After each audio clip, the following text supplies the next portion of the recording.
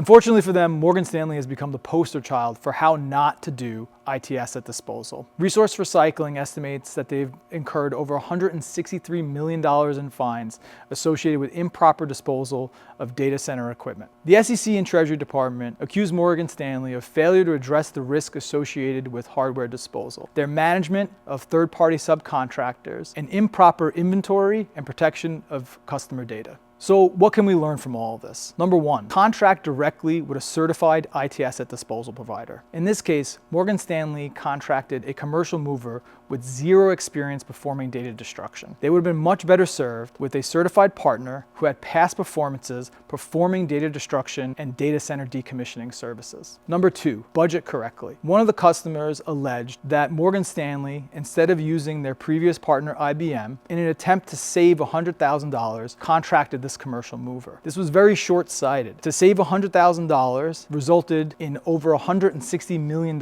in fines. We cannot just simply select the cheapest option when it comes to protecting our customers' data. Number three, check your records. In this case, the moving company had sold the drives to another IT asset disposal provider who provided the moving company with certificates of indemnification. Essentially, all that was paperwork saying that they had taken ownership of the equipment. The moving company then gave to Morgan Stanley these certificates and stated that they were certificates of destruction. If Morgan Stanley would have checked those records more carefully, they would have seen that the moving company was not providing them receipts for the actual destruction of the equipment. By checking our records more carefully, we can make sure that we're getting receipts for the services that we contracted. Lastly, perform due diligence. In the consent order from the OCC, it reads, quote, "The bank failed to exercise adequate due diligence in selecting the third-party vendor engaged by Morgan Stanley." We must perform due diligence when contracting an IT asset disposal provider. This includes checking their credentials, certifications, past performances,